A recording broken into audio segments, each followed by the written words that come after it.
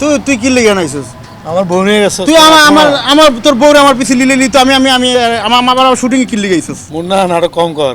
নাটকের কি আছে? তুই যদি আজকে আমার বউরে সমোসা না খাওয়া দিতি তাহলে বউটা যাইতো। সমোসা কি আমি খাওয়াই দিছি না হে খাওয়াই দিছে আমারে? এই তো খাওয়া দিছি। তো আমি কি লেগে খাওয়াইছি আনতে দেবো কথা কথা? তুই মেয়ে মানুষের না তুই আমার শুটিং স্পটে যাবাই তুই আমি তোর না আমার কথা হচ্ছে যে বউ নিয়ে গেছে বউ দে, বউ ফেরত দে। বউকে আমি শুটিং স্পটে লইছি নাকি? তোর যদি বউ আছে আমার বউ তো আমি চুলির মুষ্টি ধরে বাসায় দিয়ে দিতে বল ক্যামেরায় বল। তোর যদি বউ আছে চুলির মুষ্টি ধরে বাসায় তোর বাসায় নিয়ে দেয় তোর বউ হইলে তুই তো বলছো যে তোর যদি বউ প্রমাণ হয় আমি নিজে হাতে তুলে দেবো, রাইট? হ্যাঁ। এখানে সবুজবাগ থানার এসআই লিখিত প্রমাণ দিছে সে আমার বউ আমাকে প্রতারণা করে বিয়ে করছে এবং সে তার নামে সমন জারি হয়েছে। আমি প্রমাণ করছি আমার বউ, তুই আমার হাতে তুলে। তাহলে ঠিক আছে, তাহলে এইটা আবার কি? এইটা কি? এইটা কি বলেন তো একটু? এটা কি? এটা ডেঞ্জার সাইন। এডি কি তাইলে ডেঞ্জার সাইন? এইটা আবার কি? এটা এমনি না কি এমনি? এটা কি আবার?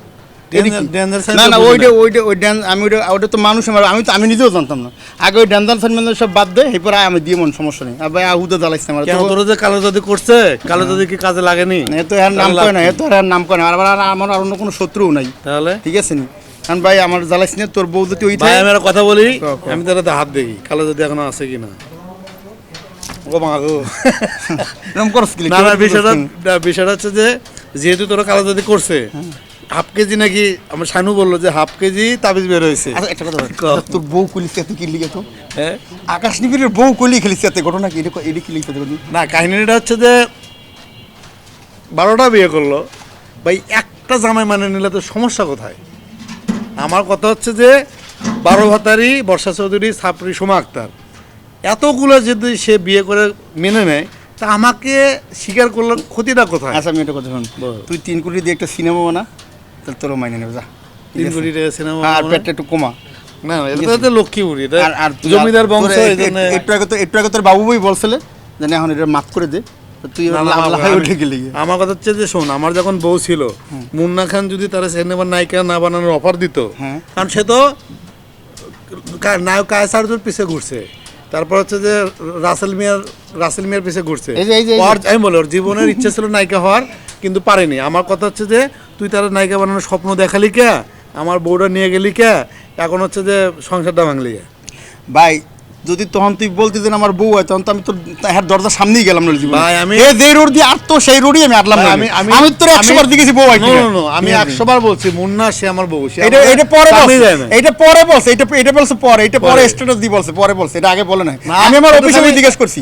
শুধু খালি এটাই না, মুন্না আপনি প্রশ্ন করেন আপনাকে বলি, যেহেতু আকাশ বলছে যে সে 12 ভাতারি এবং তার স্বামী হতে চায়। আচ্ছা ভাই এখন আমার ভুল, আমার ভুল বাবু ভাই, আমার ভুল হয়েছিল, সরি আমার ভুল হয়েছিল, সরি। এখন আমি আমার জায়গা থেকে সরে গেছি, তোর বড় তুই চুলির মুসুদের ঘরে। কিন্তু আমি ওর মাধ্যমে আমি শুধু এতটুকু বলি ভাই, এখন অনেক ভালোবাসি। এখন যদি বাসায় তো নিয়ে একটা প্রশ্ন করেন তাকে, সে যেহেতু বলছে যে সে 12 ভাতারি এবং যেহেতু সে স্বীকারই করছে, তো সে 12 ভাতারি একটা মেয়ের বউ জামাই হইতে চায় কেন জিজ্ঞেস করেন। তুমি ওইতে চাও কেন?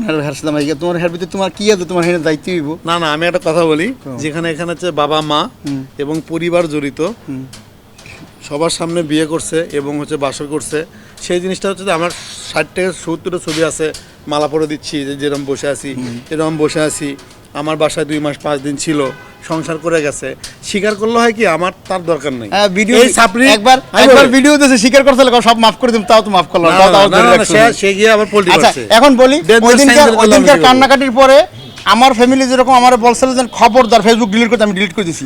হ্যাঁ বোন আর মা বাবাও কিন্তু আমি ভিডিও দেখছি, কিন্তু বলছেন আর এটা কথা ওরা আল্লাহর রাস্তায় মাফ করে দিই। না গতকালকে শানু বললো যে মেয়েটা কান্নাকাটি করতেছে, ওরা মাফ করে দিয়ে। আমার ছোট বোন বললো, সেই ছোট বোনকে বলতেছে মুন্নার সাথে নাকি সে অবৈধ সম্পর্ক। এটা তুই বল না আসলে, তাহলে তার পক্ষে যে কথা বলতেছে সেই চায় লাইভলিটি থাকার জন্য, সেই চায় যেন মানুষ তারে জ্বালাও, মানুষ আল্লাহর কসম সেই চায় যে মানুষ তারে জ্বালাও। ছোট বোন বলতেছে যে মুন্না খান তো তোর এগুলো বিষয় সব কিছু মাফ করে। ওর কান্নাটা এমন নাটক ছিল, কান্না দেখে আমার ছোট বোন বলতেছে ওরা মাফ করে দে। আমি বললাম মাফ করবো, আচ্ছা মাফ করে দিই। সেই ওইদিনকার রাত্রে আমি ঘুমাইতেই পারছি না, ফেসবুক ডিলিট করে দিয়েছি আমার মায়ের কথায়।